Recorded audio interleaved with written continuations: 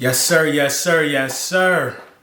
Lil Brunson back at you with the back at you, and I am the best reporting on the Eagles. About 24 hours since the Philadelphia Eagles lost their first back-to-back games in a very, very long time. You know what I mean? Almost, I think a full season has went past since we've done something like this or even been in this position like this, man. So we take some time to really look at what's going on and really diagnose what's going on and really understand where we at for real, for real. Where are we at right now as a 4-2 ball club with so many issues? Where are we at, man? But before we get into the video, you know what I mean? I want to shout out today's sponsor, Sleeper. They're giving out a free $20 upon entry. You don't need to deposit no money or nothing like that. Also, you know what I mean? We matching up to $100 on your $100 insertion to the app. We'll match it up to $100. Get with Sleeper, man. Sleeper is paying people quick and easy withdrawal process. One of the best betting varieties in the business. The Sleeper app is here for you. Here for you, man. Millions of new users. Everybody is tapping in with Sleeper. And you want to use the code at the bottom of the screen to maximize your benefit. Just because you're a part of the channel, man, you want to tap in and use code LBSBMVP right here at the bottom of this video. And just, tap in with Sleeper and see everything that Sleeper got to offer, man. So let's get into the video, man. So there's been several accounts of guys who've played football and guys who know the game at a high level on what's going on with the Philadelphia Eagles, man. I took a lot out on Jalen Hurts, rightfully so, because I just don't believe Jalen Hurts was his best, even though from a statistical standpoint, it's back-to-back 280-yard passing games. All of these things look good for the final product, which is going to be the stats at the end of the season. You know what I mean? Like, everybody likes to count what you did in the regular season. And he's threw the ball, man. He's threw for quite a bit of yards in the last two games. So we know that Jalen Hurts can throw the ball. That's not really a question for us, man. That's not really a question for us. The real issues with the offense, and there are really issues. There are really issues with this offense. And I think what you got to do is kind of take into account with what some of the guys are saying, like Lane Johnson. You want tonight. Where do you feel like it slipped away? Yeah, we're not very efficient offensively. We have times where we have big explosive plays, but not able to capitalize and put it in the end zone.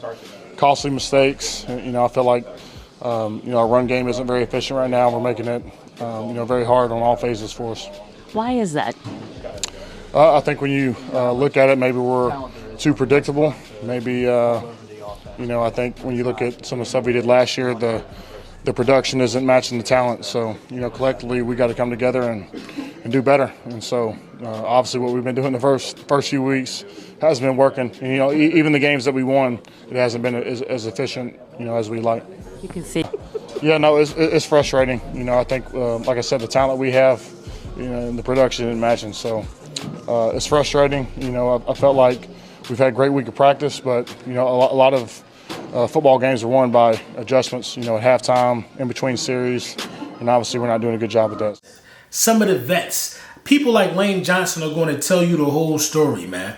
They're going to tell you the whole story. And the one thing that's sticking out is Lane Johnson is being quoted after the game by saying, we're just too predictable. Everybody knows what we're doing. And that's true. When you look at this video by Emmanuel Acho, basically, and we had a little interaction about it today on Twitter, basically stating that you can tell when the Eagles are going to run the ball. And if me and Acho can see this is what Acho was saying. If we can see this, other teams whose job it is to prepare for the opposition every week can see this. What's wrong with the Eagles run game fully explained. You don't got to watch anything else. Now, don't judge me. I'm in a robe and I lost my voice. I was watching Eagles tape literally all night. If you remember nothing else, remember this. The Eagles run the ball on 2 downs, 1 distance, and out of 2 formations. It's 1st and 10. They run the ball on 1st down and 2nd down. That's the 2 downs. They run the ball on 1 distance and 10. And they run the ball out of 2 formations. 3-by-1 and pistol. I'm going to take you through all the clips. 3-by-1. 1, 2, 3. Eligible receivers on that side. That's a 3-by-1 formation. 2 downs, 1 distance, 2 formations. Wait, Acho, it's 2-by-2. Nope. motioning the 3-by-1. Eagles do this all the time. Is the Eagles offense predictable? 2 downs, 1 distance, 2 formation, 3-by-1, and out of pistol. Right now, they're in pistol. 2 downs, 1 distance, 2 formations. Here we go. We got pistol again. 2 downs, 1 distance, 2 formations. 2 downs, remember, now it's 2nd down, 1 distance, and 10. 2 formations, motioning the 3-by-1. 2 downs, 1 distance, 2 formations. Literally want to show y'all every play. 1st down, that's one of the 2 downs, and 10, that's the 1 distance, 2 formations, 1, 2, 3-by-1. 2 downs, 1 distance, 2 formations. You get the gist of it by now. 1st and 10, that's one of the 2 downs, and 10. 1, 2, 3, 2, 1, 2. You know the vibes. 1st and 10. Under center. 1, 2, 3-by-1. 2 downs, 1 distance, 2 formations. Okay, we kind of break the trend. One of the 2 downs, at least it's a different distance. But Acho, it's 2-by-2. That breaks the trend completely. And here we have motion. 2 downs, 1 distance, motioning the 3-by-1. Eagles aren't that tricky. 2 formations. And I believe the very last run play. 1st and 10, one of the 2 downs, and 10, 1 distance, pistol. 2 downs, 1 distance, 2 formations. It's about as predictable as it gets. 2, 1, 2. Ready, break. I'm about to go rest my voice. And he ain't wrong, man. This is embarrassing to be this predictable in the running game when you got a guy like Saquon Barkley. So predictability is the biggest flaw in this offense right now. What's hindering the offense is the predictability, the timing of the predictability is hindering the offense. We are not good on 1st down runs. We start behind the chains a lot. We started behind the chains due to penalties. We started behind the chains due to not having a good down on 1st down, running the ball. Then we'll run it again, and then you're in an obvious 3rd and long situation. We don't run when we're supposed to, and we've passed in odd situations, you know what I mean, in the last 2 losses of the season, if you ask me, man. Just severe unpredictability. Now, make no mistake about this, man. Jalen Hurts had the worst game he's had in a long time, man. The worst game he's had in a long time. I think the only game where Jalen Hurts had it worse in terms of just poor reads and with a combination of poor throws was in that game we lost to the Bucs in the playoffs. I think the first game where the Tampa Bay Bucs beat us, man, when Jalen Hurts was like a rookie. When Devontae Smith slipped on his route, it just was a lot for Jalen Hurts to overcome because he didn't have the weaponry. He didn't have certain things. And, you know, he was a young quarterback, a very young quarterback at that time. This was like a bad game. And to be fair, guys have bad games all the time. They have bad games all the time. Every week a quarterback shows something uncharacteristic. Almost every week, an elite quarterback or a top 10 quarterback is going to have a performance that ain't so elite or so top 10. Like, that's just the way the cookie crumbled. That is the National Football League. It's a league of ups and downs, man. So, like, I'm not worried about Jalen Hurts' performance yesterday because I know that that's not going to be a weekly thing. What I'm worried about is the odds that he's having to overcome because certain areas of starting off your possessions are kind of flawed for the Philadelphia Eagles. We've had multiple games now to where guys just cannot feel the kickoff. And we have to start at the 15, at the 20. We can't even get to the 20 because guys are mismanaging what to do with the kickoff. Let's start there. Tank Bigsby and A.J. Dillon, they just don't make no sense to have back there at this point. They don't make any sense to have back there at this point. They've cost us precious yardage, and we need every yard for an offense that's trying to figure it out. Now, it's not just one person's fault why this offense is so bad. It's a collective of things. You've had penalties so far through the first 6 games. You're constantly getting plays in late. We got to play in late against the Giants, and Dayball had to call the timeout. You are constantly not being at your best on the offensive side of the ball, and those things are showing, man, and they're rearing their ugly heads, man, and the offense has to start in positions that are just not ideal for an offense that can't run the ball and an offense that's trying to figure it out. We got the worst offense in the league with A.J. Brown, Devontae Smith, Dallas Goedert, Jalen Hurts, and Saquon Barkley. We do. We do. If you were to stop and look at the passing yards for a lot of these guys right now, stats, interceptions, Jalen Hurts ain't far off statistically. Dallas Goedert is probably having his best season statistically. We're 4-1. But Jalen Hurts and Kevin Patullo combined is not looking like a good marriage. Combined, the combination of Jalen Hurts and Kevin Patullo is not working for the Philadelphia Eagles. You cannot force this situation to work if you Nick Sirianni. You cannot force this square peg into this round hole, so to speak. You can't do it. It's not working. As a tandem, they have yet to put together a full game. Jalen Hurts cannot put a full game together under the play calling of Kevin Patullo. It's just facts. We didn't score a single point in the second half of this game. We didn't. Did we score at all in the second half against the Broncos? I don't think so. We didn't complete a pass the week before against the Bucks, and we were dog watered the first half against the Rams. Dog watered the first half against the Rams. That's 3 straight games of not playing both halves. Both halves. When you follow up a performance of only putting up 17 points in the first quarter, Jalen Hurts was lights out in the first half against the Bucks. Lights out in the first half against the Bucks. Lights out. Against the Broncos, he was really good in the first half. He was lights out in the first half, looking elite. Against the Giants, he was really, really good in the first half. But he didn't complete a pass against Tampa Bay in the second half. We somehow won that game. He didn't complete a pass, or we didn't put any points on the board against the Giants in the second half, or the Broncos in the second half, if I'm not mistaken. This is not a marriage that can last between Jalen Hurts and Kevin Patullo. I think that's where the issue lies. Now, there has been opportunities. Jalen Hurts has missed opportunities. But Kevin Patullo's play calling, his concepts, his schemes are way too predictable for this level. Way too predictable for this level, man. When your offensive coordinator is this bad, you can't afford to miss a throw. Everything is magnified because that's an opportunity that could have swung the game. You cannot afford to miss opportunities under Kevin Patullo. It just is what it is. It is what it is. It's so bad now that A.J. Brown has to constantly clear up things. I don't recall the meeting. Oh, okay. The meeting never I happened. don't know what you're talking about. Those guys said it did happen. Oh, you didn't talk to them.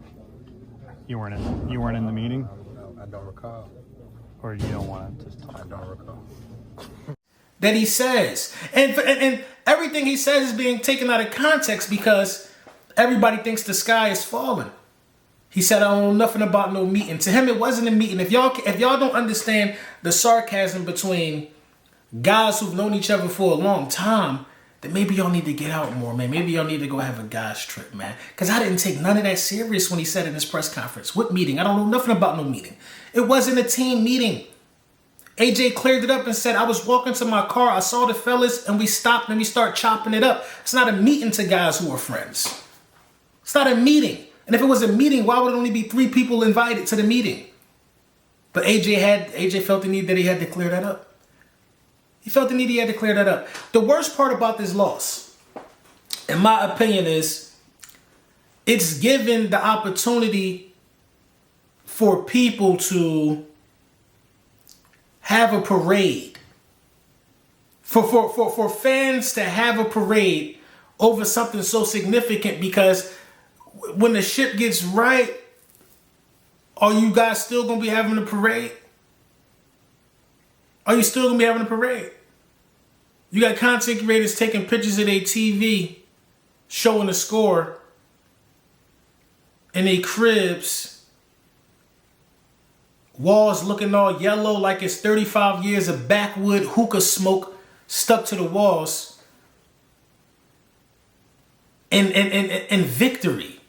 We did that to ourselves, though. We did that to ourselves. We have nobody to blame but ourselves. I can kind of give the defense a bit of a pass because you were down some key players, man. But can I really give the defense a pass?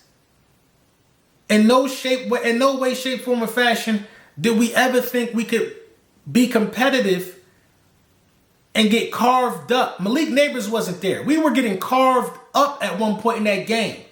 Keely Ringo is not... Suiting up with Keely Ringo is crazy. It's crazy having to play him. He can't guard third-string wide receivers right now. He was getting cooked. Everybody was having their way with Keely Ringo. And you know, at the end of the day gonna win.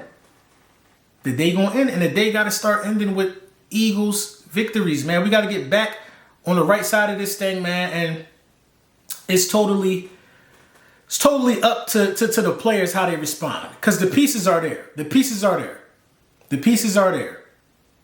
The pieces are there. But when your run game is this predictable and you have to resort to 4 tush pushes in a row because you don't think you can call a competent play inside the goal line, you have to run 4 tush pushes. You called the tush push 4 times, bro. We don't have a playbook. We don't have an offensive coordinator, bro. We don't have anything, man. We don't have a playbook, offensive coordinator. We don't have those things right now, man. We don't. And it's showing, man. It's showing. It's showing, man. It's showing. We look vulnerable in quite a bit of few spots right now, but we can turn it over. We can turn it around. We can turn it around. I don't know what's going to happen if you got to go against Justin Jefferson, Addison, with Keely Ringo and Adoree Jackson. I don't know what's going to happen, bro. I don't know. Our only hope is that Carson Wentz should throw us a couple interceptions if he's starting. JJ McCarthy's a rookie.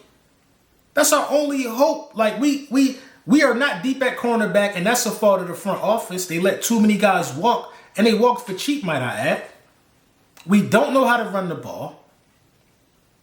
Special teams I thought was good, but it's like, whoa, let's pump the brakes on that. Special teams is not really that good either when you think about it.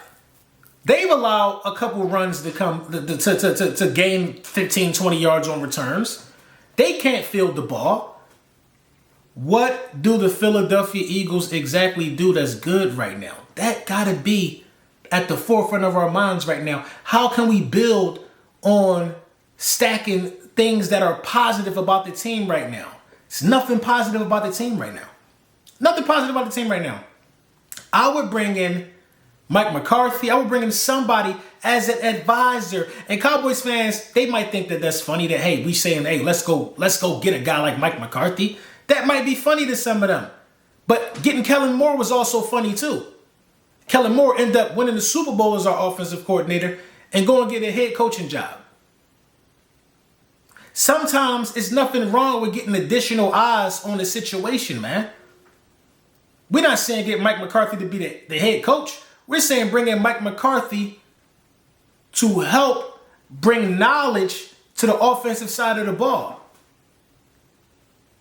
That's what we're saying. Look, at the end of the day, man, look, like this is the bottom line. This is the bottom line. We still in first place in the division, man. We still in first place in the division, man. The know-how of how to win football games is how we're still in first place in the division. Key smart plays at the right time because we have a championship pedigree is how we're first place in the division. There's no luck involved with that. There's no luck involved with how we're in first place right now. There's no luck involved. If we're as bad as the rest of the division wants us to believe right now, then why are they not in first place?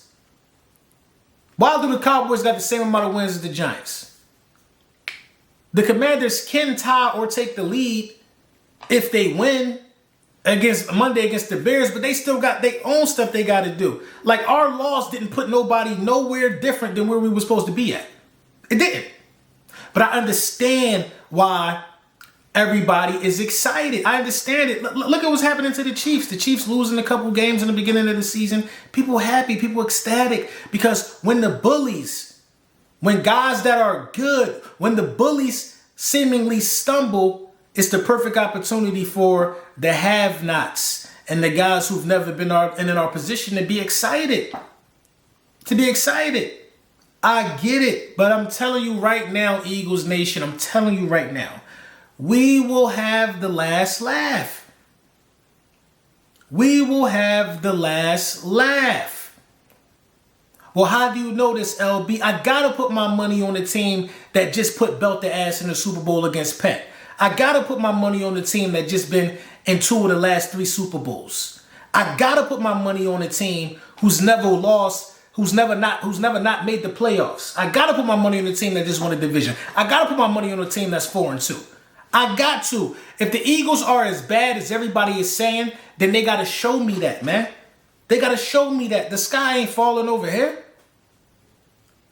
The sky ain't falling over here. We're going to ride this thing, pause, until the wheels fall off. And that ain't never happening, man. We bleed green. We don't shrink and hide like these other fan bases. See, that's the thing. They used to making loser videos. This shit new to me. This is a new feeling to me.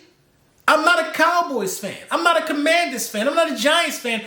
I don't make videos about losing. This is new to me. Them guys real good at that, though. They're experts at making videos of being losers. That's what they do. A Commanders content creator who been doing this for the last 8 years, he's been doing it talking about losing at an expert level for the last 8 years. With the exception of last year when they went to the NFC Championship game. And who splattered their brains on the concrete in that big game? And the only big game in 30 years, who tucked them in that night? It was us. It was us. You got to ask yourself, man. You got to ask yourself. None of them has ever been able to talk like me. No content creator has ever been able to talk like me on the other side of the fence. Because when it's time to pull up Super Bowl videos, who got those? I might be leading the league in that in the NFC East. I might be leading the league in it. I got 3 videos up that say my team went to the bowl since I've been doing this.